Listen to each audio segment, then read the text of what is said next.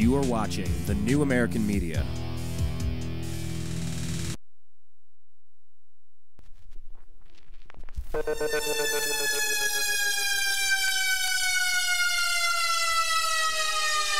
Broadcasting live from the Milky Way galaxy, the solar system, planet Earth, North America, the United States of America, California, Los Angeles, to be specific. Hello, everybody, and welcome to Agree to Disagree here on thenewamericanmedia.com. I am your host, Brian Engelman. Welcome to today's program. Thank you to everyone who listened to the Unhappy Hour Sports Show. Special guest Zach Barris, NBA scout. Thanks for joining us on the program. We're going to do a bit of a condensed version of today's show and just bring you a couple of the highlights from around the world as we have found some weird stories. Let's just get right into what's going on here. This thing, jeez. Florida man feared dead after sinkhole opens under bedroom swallowing him. The 36-year-old man was sleeping when the hole opened beneath him. What a horrible story. This is from the OrlandoSentinel.com. It started with a crash, screams, then nothing. The earth opened up and swallowed a Hillsborough County man late Thursday in a terrifyingly rare reminder of the unpredictable dangers lurking just below Florida's surface. Central Florida, particularly the Interstate 4 corridor from the Volusia County to Hillsborough County, is more susceptible to sinkholes than the rest of the state because of its geology. Our subdivisions, shopping malls, schools, and roads are built on Florida's sponge-like crust of limestone, which is full of cavities and cracks that sometimes collapse. This is a hidden danger. Manoj Chopra, a University of Central Florida civil engineering professor, said Friday as word of the killer sinkhole spread across the globe. Sinkholes form when water dissolves limestone, causing sands to migrate through and form a hole on the surface, like the neck of an hourglass. It's like someone pulling the plug on a drain and swoosh. Everything circles down the hole, said Mike Perkins, curator of the Orange County History Center's sinkhole exhibit. This is almost like an earthquake. It just happens. The region has a history of activity, including a 320-foot wide, 90-foot deep sinkhole that swallowed a Winter Park car dealership and home in 1981. It's now a pond near Fairbanks Avenue. Jeez. 3 years ago, if you'd be so kind as to say a prayer for this family, I mean, could you imagine? I mean, we all have to go some way. But this? 3 years ago, sinkholes collapsed the lanes of U.S. Highway 27 in East Polk County, and several years before that, a sinkhole that opened up on Scott Lake swallowed enough water to make the shoreline recede dramatically in a Lakeland area exclusive neighborhood. Chopra said that activity occurs under the surface constantly that we cannot see. A large number of these will not show you any type of symptoms on the surface at all, he said. No, there's no sure way to predict sinkholes. Researchers know that heavy rainfall or extreme drought can cause sinkholes to accelerate. Though they generate attention, sinkholes are relatively infrequent, said Hal Wilkening, director of the Division of Water Resources for the St. Johns River Water Management District. Areas of West Orlando generally experience more sinkholes than the east side, experts said. It's like being struck by lightning. It's a low-risk occurrence, but it can be devastating. Experts could not recall the last time they heard about a loss of life related to a sinkhole. Jeremy Bush said that he heard a crash and the screams of his 36-year-old brother, Jeffrey Bush, late Thursday. The earth opened up beneath Jeffrey Bush's bedroom, swallowing his floor, his dresser, and his bed as he was sleeping inside the Tampa area home. Running to help, all Jeremy Bush could see was his brother's mattress sticking up out of the center of a large, dark sinkhole, threatening to take the entire house into its depths. I thought I could hear him hollering for me to help him, Bush told reporters Friday. Jeremy Bush said he jumped into the collapsing hole, hoping to save his brother, and used a shovel to dig, but Hillsborough County deputies pulled him out before he was sucked in farther. Authorities condemned the concrete block home, determining the ground was unstable. Surrounding homes were evacuated, but the hole is isolated to the house, authorities said. Oh, this is horrible. Hillsborough fire rescue officials lowered a camera and listening device into the 20-foot deep hole to try to find Jeffrey Bush, but the ground kept moving, and they lost the equipment. He's down there, but we can't hear anything and we can't see anything, said Ronnie Rivera, Hillsborough County Fire Rescue spokesman. We just can't do anything. Structural engineers brought in equipment to determine if rescuers can enter the house, but with each hour that passed, the hope for rescue faded and despair set in. Jeremy Bush told television reporters on the scene, "I know in my heart he's dead." Man. Yeah, and of course we read the comments every time we read any story now, and someone asked, couldn't anybody be lowered into the hole tied to a rope? Hello? Yeah? Yeah, really horrible. So we're gonna send our thoughts and prayers to that family, because that's got to just be... I can't even imagine if that happened to me and my family. Can't even imagine it. And by the way, Pope Benedict has resigned officially. 1.2 billion Roman Catholics now have... They do not have a leader right now. So stay tuned to see what the College of Cardinals decides. And then the conclave, and then the process, and then the white smoke, and then the new pope. We'll keep you posted. How about this one? Kind of like a big gaping hole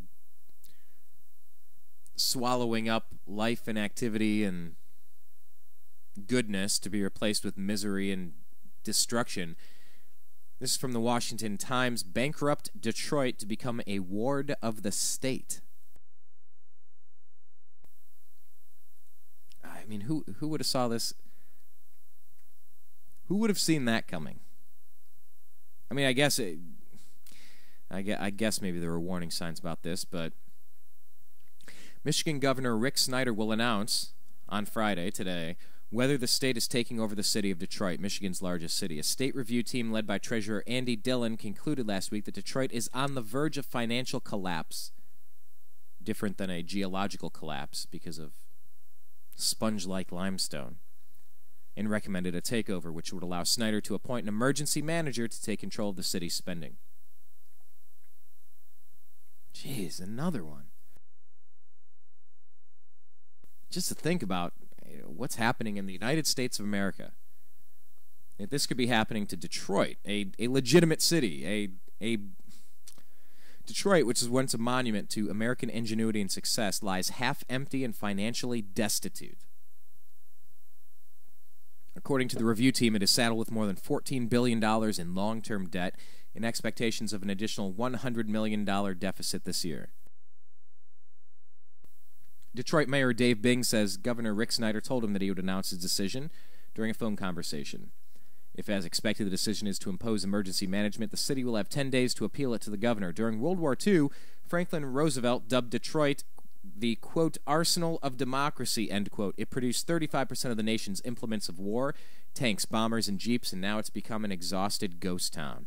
With a population of 1.6 million in 1929, Detroit was the fourth largest city in the country, with more than 10% of its workforce working in the auto industry. The city's population peaked in the 50s at 1.8 million, with the greater metro area being home to 5.2 million. Today, Detroit has just over 700,000 residents. Home values have plummeted, with thousands of single-family homes priced between $1,000 and $5,000. Oh, my. At least many are condemned, and tens of thousands more have simply been abandoned. When Interim Police Chief Chester Logan reported 2012 crime statistics last month, he made the somber statement, "We've lost respect for life." That same day, a Detroit woman was charged with fatally stabbing her 8-year-old daughter. Many believe that by downsizing and consolidating, Detroit can make a recovery. Mayoral candidate Lisa Howes, a former state representative and certified public accountant, accused the review team of deliberately inflating Detroit's debts to make a case for appointing an emergency manager. She argues that the city's debt is only $2 billion, and that the long-term obligations should not be included as part of the current debt load. Really? You mean that doesn't exist? I swear. According to Randy Lane, owner of an auditing firm that has helped the city prepare its financial reports since 2006, it appears from the review team's report that they created as much misery as possible to present a picture of the city of Detroit that's not supported by the audited financial statements. Others point to decades of intractably bad city government to argue that the city cannot be trusted to reform itself. and many doubt that saving the city is worth the cost. Man, what a great news day. Happy, right? A spokesman for Dillon pointed out that the review team's report, based on the city's most recent annual audit, speaks for itself and is very clear in the city's long-term liabilities. Ancient and eroding infrastructure has contaminated Detroit with unacceptable levels of lead poisoning. Man. Ancient and eroding infrastructure has contaminated Detroit with unacceptables of lead, poisoning its children and making it necessary to test all children under 6 years of age every year. Studies have linked these high lead levels to drastically reduced academic testing scores, further perpetuating the cycle of poverty. Whether you blame China, domestic politicians, or climate change, who blames climate change? The sad fact is that one of America's most historically significant cities, filled with abandoned, decayed factories and beautiful works of rotting architectural art, is dying. And there are no comments underneath this story. Oh, I'm sorry, there's one. It says that's the future of America. Thanks, Democrats. Yeah, well, don't forget Republicans, too. Hey, speaking of Democrats and Republicans, how about this one? From The Guardian, UK. Obama, that would be President Obama, I can only imagine. Obama says he can't force Sequester deal. Quote, I'm not a dictator. End quote. I'm not a dictator. Oh, if only. If only. House Speaker John Boehner is on his way to the White House this morning to meet with the president to try to find a way to avoid budget cuts scheduled to take effect today. Congress has a day off, so there won't be a law to stop the cuts. President Obama is obliged to sign a sequestration order by 11:59 p.m. tonight. The first step in any case would be for the two sides to find a way to see eye to eye. This morning they're in the same room together, which is a start, but given the quality of the dialogue so far, their emergence with the deal would register as a kind of miraculous event that gets religions started. Sequestration. So, it strikes me that after sequestration, we've still spent more money this year than last year. It strikes me that when you have $17 trillion on a credit card, you might want to cut things back. You might want to be a little bit more concise in your spending. You might want to be a little bit more judicious in the money you use. And I'll tell you what, we're going to be a little bit more judicious in the words that we use, in the number of words that we use, in the time that we speak. Because what we're going to do is we're going to wrap things up right now. Partially because I just don't feel like talking about sequestration.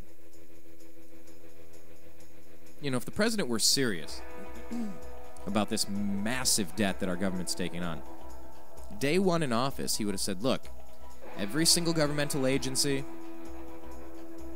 congressional pay, presidential pay, everything across the board, I'm proposing that we cut 1% from everything everywhere just to get started. And we're going to have to do more. That never happened. Would that be reasonable to say 1 penny out of every dollar? We could, every department, every area of federal government could cut 1 penny on the dollar. Oh, not massive sequestration deals that, of course, there'll be no policemen anymore and planes will fall out of the skies and trains will go over cliffs and bridges will collapse and terrorists will run amok and everything will erupt in flames and the sky will fall. Had the president come out and said, I propose a 1% across-the-board cut in every single department, every single person's pay, we're in trouble and we need to do something about it. Yeah, long-term liabilities, unfunded liabilities, Medicare, Medicaid, Social Security, all these things. These are some tricky issues, and we're going to have to come up with some real creative answers to try to keep the programs alive in the long term.